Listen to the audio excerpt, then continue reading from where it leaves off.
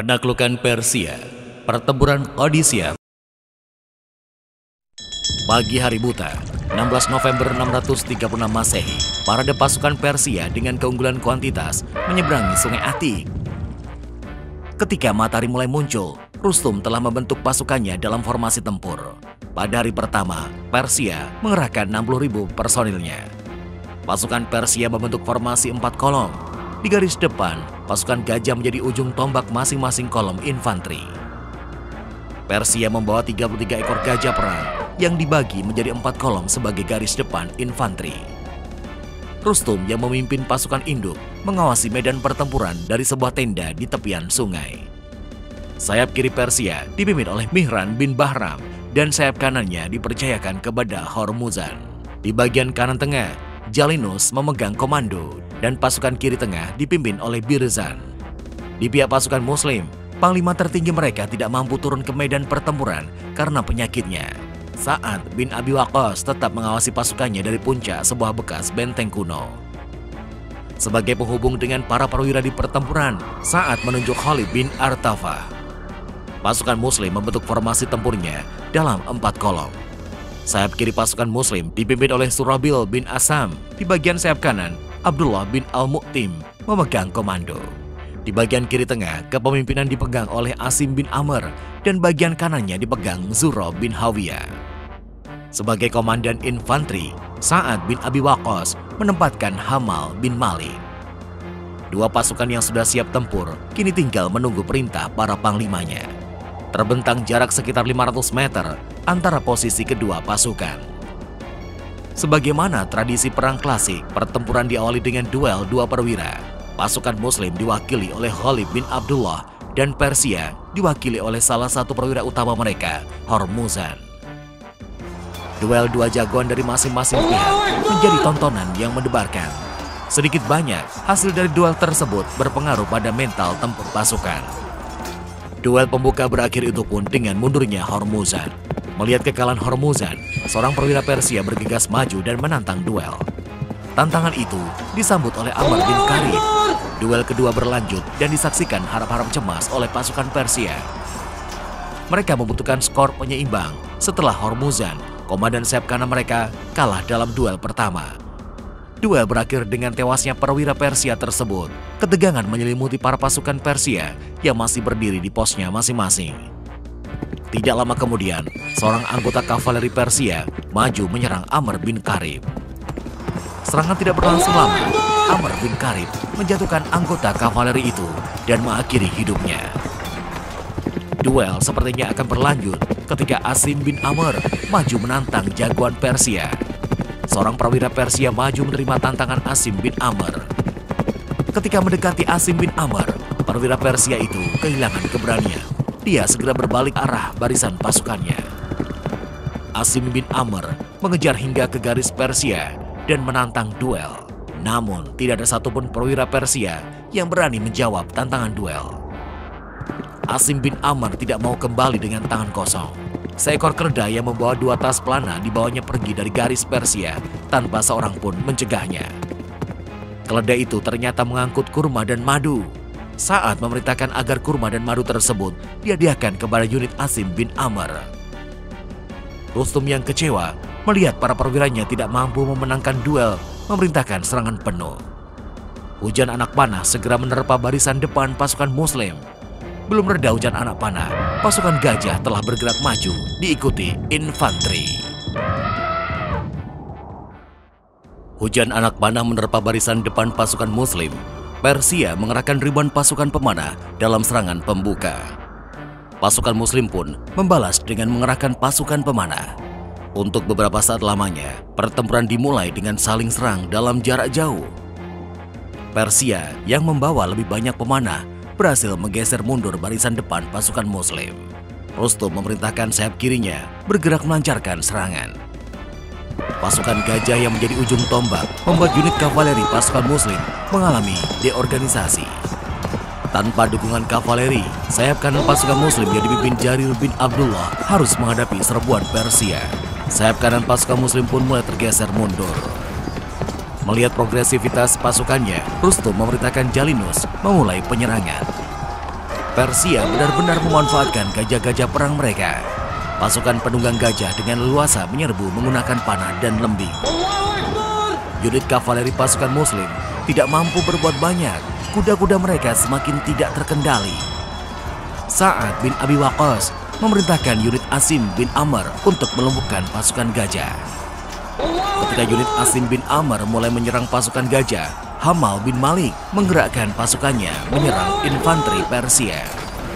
Pasukan Muslim mulai berhasil membatasi pergerakan pasukan gajah. Unit-unit infanteri pun bergerak maju.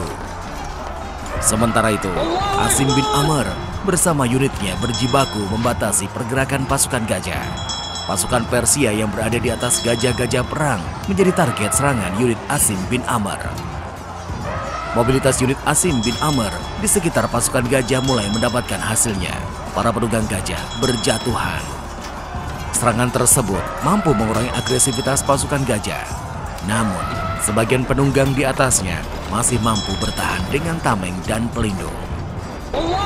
Asim bin Amr bersama unitnya dengan perlindungan pasukan di belakang mendekati gajah-gajah perang dan memotong talinya. Serangan tersebut berhasil. Haudah berjatuhan beserta penunggangnya. Pasukan Persia penunggang gajah yang berjatuhan itu menjadi sasaran empuk unit Asim bin Amr. Serangan berlanjut ke gajah-gajah perang yang kini tanpa penunggang. Nasib gajah-gajah perang sekarang tidak jauh berbeda dengan penunggangnya. Bangkai-bangkai gajah berserakan di medan pertempuran. Sedangkan beberapa gajah perang yang tersisa dibawa mundur ke belakang pertahanan. Tersingkirnya pasukan gajah dari medan pertempuran membuka jalan bagi unit kavaleri pasukan Muslim. Melihat medan pertempuran yang mulai berpihak ke pasukannya, Sa'ad bin Abi Waqqas memerintahkan serangan balik dengan kekuatan penuh. Menjelang sore, situasi medan pertempuran telah berpihak ke pasukan Muslim. Sa'ad memanfaatkan situasi dengan memerintahkan unit kavalerinya menyerang melingkar dari sayap kanan dan kiri. Serangan melingkar kavaleri yang dikenal sebagai taktik Karwafar ini berhasil mengepung pasukan Persia. Bahkan, unit-unit kavaleri Persia tidak mampu berbuat banyak untuk mendobrak kepungan pasukan Muslim. Pertempuran semakin brutal dan beberapa unit pasukan Muslim berhasil membuat celah mendekati posisi Rustum.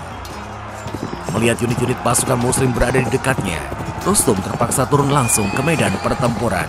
Rustum berhasil mendesak mundur pasukan Muslim yang menerobos ke pertahanannya. Pertempuran hari pertama berakhir ketika matahari mulai tenggelam. Kedua belah pihak menderita korban yang cukup besar. Dalam dokumentasi sejarah Muslim, pertempuran pertama di Qadisiyah dikenal sebagai Yaumul Armah atau hari yang penuh kekacauan. 17 November 636 Masehi, pertempuran Qadisiyah memasuki hari kedua. Di barisan pasukan Persia, terlihat pemandangan berbeda dengan hari sebelumnya. Unit yang menjadi andalan sebagai pemukul di garis depan, yaitu pasukan gajah, tidak terlihat dalam formasi tempur. Gajah-gajah perang yang selamat dari pertempuran hari pertama mengalami luka-luka cukup parah. Duel kembali menjadi pembuka pertempuran. Jalinus, salah satu komandan kolom Persia, melayangkan tantangan duel. Tulaihah bin Khuwailid, bekas nabi palsu yang kini bertobat, bergegas menerima tantangan Jalinus. Duel berlangsung dengan sengitnya. Pertarungan menyedot perhatian seluruh kontingen. Dalam sebuah kesempatan, Tulaihah menyabetkan pedangnya ke helm Jalinus. Sabetan pedang itu tidak sampai menimbulkan luka, namun Jalinus memilih mundur dari arena duel dan kembali ke pasukannya. Duel masih berlanjut hingga matahari telah meninggi. Ilba bin Jahaz melanjutkan duel melawan seorang perwira Persia. Tidak ada yang selamat dari duel tersebut. Keduanya tewas di medan pertempuran. Begitu halnya dengan duel selanjutnya yang melibatkan Awar bin Utbah dan seorang bangsawan Persia. Keduanya tidak selamat dari arena duel. Di tengah teriknya matahari, pasukan yang dipimpin oleh Al-Qoqoh bin Amr datang dari Syria. Al-Qoqoh bin Amr adalah saudara dari Asim bin Amr. Kontingen bantuan dari Syria terus berdatangan. Tidak lama kemudian menyusul kontingen yang dipimpin Hashim bin Utbah. Dan Hashim bin Utbah adalah keponakan dari Sa'ad bin Abi Waqqas. Kedatangan kontingen dari Syria membuat semangat tempur pasukan Muslim semakin meningkat. Sebaliknya, bagi pasukan Persia, situasi tersebut sudah cukup untuk menurunkan moral tempur mereka. Pertempuran terbuka masih belum terjadi. Al-Qaqah bin Amr maju menantang duel pihak Persia. Tantangan duel dijawab oleh Bahman Al-Jazawai, panglima Persia di perang Al-Jizar. Duel perwira tinggi berlanjut di bawah teriknya matahari.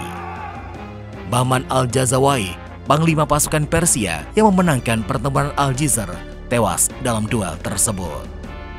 Duel masih berlanjut ketika Birzan maju ke depan, berniat membalas kematian Bahman.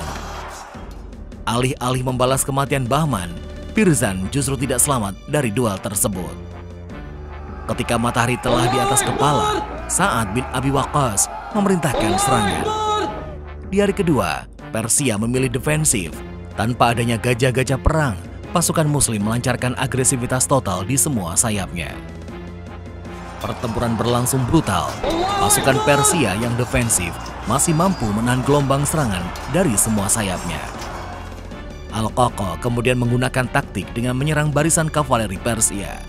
Ketika kavaleri Persia mengalami disorganisasi akibat serangan unit Al-Qaqah, saat meningkatkan intensitas serangan ke bagian infanteri. Tekanan pasukan Muslim berhasil memaksa sebagian infanteri Persia mundur ke tepian sungai. Beberapa di antaranya bahkan jatuh dan hanyut di sungai Ati. Meskipun matahari hampir tenggelam, pertempuran masih berkecamuk. Al-Qaqah dan unitnya bergerak mendekati posisi Rustum, panglima tertinggi Persia. Rustum terpaksa turun ke medan pertempuran, menghalau serangan dari pasukan Muslim yang semakin meningkat. Pertempuran sengit dan brutal berlangsung hingga malam. Sebelum tengah malam, pertempuran hari kedua berakhir. Para pasukan kembali ke kamp masing-masing. Di pertempuran hari kedua, pasukan Muslim yang kedatangan kontingen tambahan dari Syria berhasil melancarkan agresivitas ke kubu Persia. Tekanan pasukan Muslim berhasil merangsek hingga tepian sungai Atik. Pada hari kedua tersebut, supremasi pertempuran berada di pihak pasukan Muslim. Memasuki hari ketiga, Persia kembali melibatkan unit khusus mereka, pasukan gajah. Rustum akan kembali mengambil inisiatif serangan. Bagaimanapun, panglima tertinggi Sasanid Persia itu mencemaskan moral tempur pasukannya setelah hari kedua. Rustum memerintahkan para perwiranya untuk merebut supremasi pertempuran guna menaikkan semangat tempur pasukannya. Tidak ada duel di pembukaan hari ketiga. Persia langsung melancarkan ofensivitas dengan hujan anak panah. Serangan balasan dilancarkan oleh pasukan pemanah Muslim. Namun, serangan itu tidak cukup efektif untuk meneror barisan depan Persia. Hujan anak panah yang tidak kunjung berhenti membuat barisan depan pasukan Muslim harus bergerak mundur. Tensi pertempuran langsung naik dengan majunya gajah-gajah perang. Kemudian di belakang gajah-gajah perang ini diikuti dengan pergerakan infanteri dan kavaleri.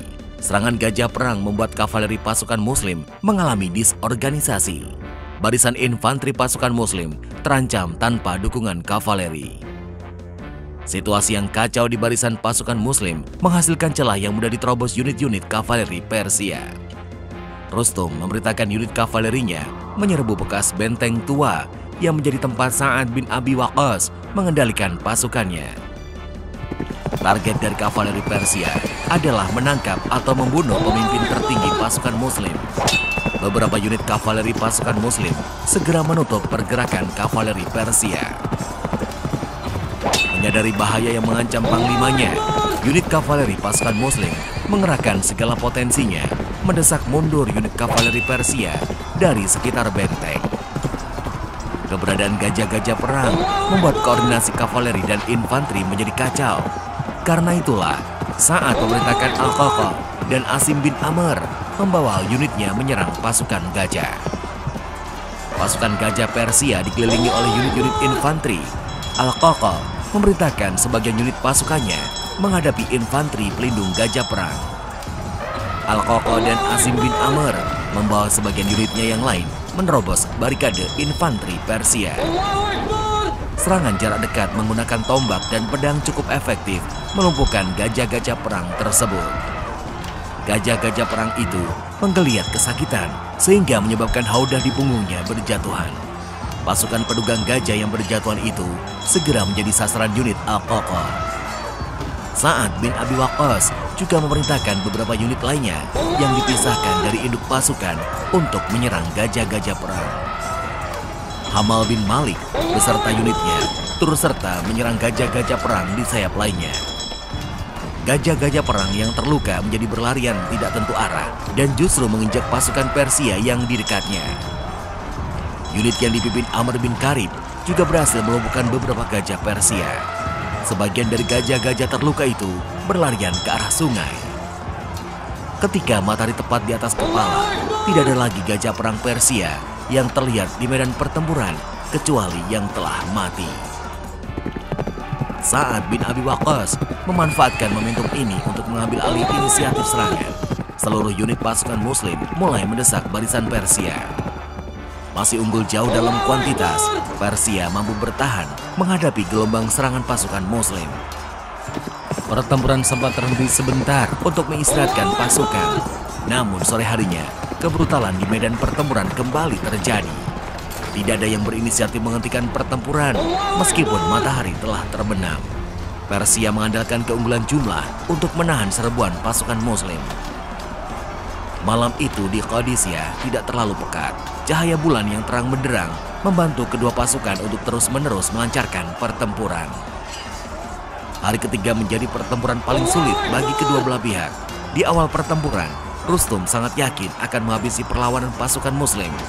Situasi itu berbalik setelah matahari condong ke barat.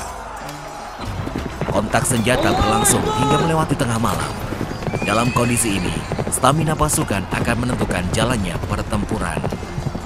Pertempuran berhenti menjelang terbitnya matahari. Kedua belah pihak menderita korban jiwa yang besar dalam pertempuran hampir 24 jam. Setelah 3 hari pertempuran yang brutal, hasil akhir di Qadisiyah masih sulit diprediksi. Pertempuran hari ketiga berlangsung hingga semburat merah muncul di ufuk timur. Tanda matahari akan terbit. Memasuki hari keempat, kedua pasukan telah berada di ambang batas ketahanan manusia. Setelah bertempur hampir 24 jam, mereka berada di puncak kelelahan fisik dan mental.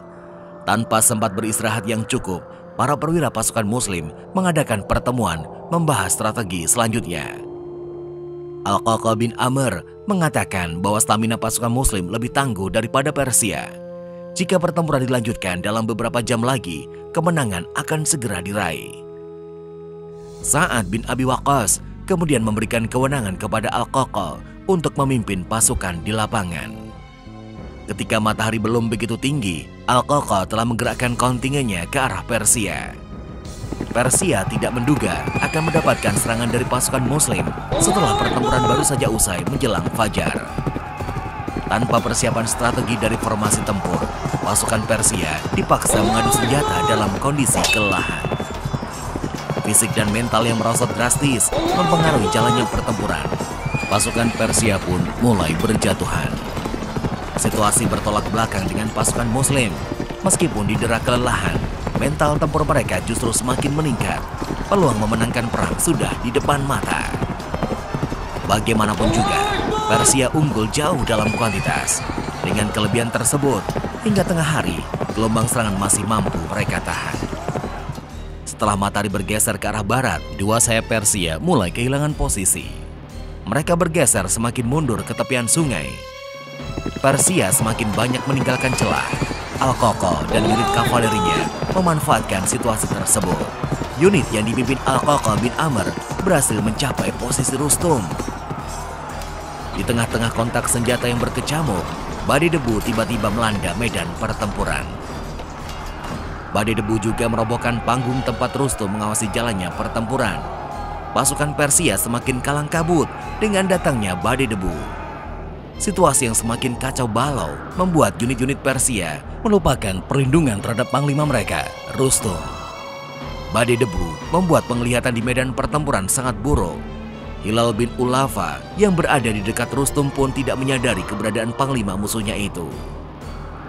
Badai debu yang pekat itu dimanfaatkan Rustum untuk lari ke arah sungai. Hilal yang melihat Rustum berlari ke arah sungai segera mengejarnya. Terjadi pertarungan di tepian sungai. Rustum yang terpisah dengan pasukannya terlibat duel dengan salah satu perwira Muslim, Hilal bin Ulafa. Rustum, panglima tertinggi pasukan Persia, tidak selamat dalam duel tersebut. Badai debu yang masih melanda medan pertempuran membuat pasukan Persia tidak menyadari panglima mereka telah tewas. Ketika matahari sudah semakin condong ke arah barat, badai debu berakhir. Pasukan Persia telah mengetahui tewasnya panglima mereka. Sa'ad bin Abi Waqqas yang sejak awal sudah mendengar tewasnya Rustum memerintahkan serangan skala besar untuk mengakhiri perlawanan Persia. Demoralisasi melanda seluruh pasukan Persia. Tanpa kepemimpinan, pasukan Persia mencoba melarikan diri dengan menyeberangi sungai. Namun, banyak di antara mereka yang hanyut dan tenggelam. Jalinus segera mengambil alih komando. Dia berhasil menguasai ujung jembatan dan menyelamatkan sebagian pasukannya. 19 November 636 Masehi, pertempuran Qadisiyah berakhir dengan kemenangan pasukan Muslim. Dalam beberapa hari pertempuran, Persia kehilangan setidaknya 40.000 pasukannya. Sedangkan di pihak pasukan Muslim, sekitar 6.000 pasukan gugur dalam pertempuran. Sementara itu, sisa-sisa pasukan Persia yang dipimpin Jalinus mencoba melarikan diri ke Najaf. Saat memerintahkan Zuro dan unitnya mengejar pasukan Jalinus, di perlintasan antara Kharoro dan Sailahun, pasukan Jalinus disergap oleh unit Zuro. Duel dua perwira kembali terjadi. Zuro langsung menghadapi Jalinus di medan pertempuran.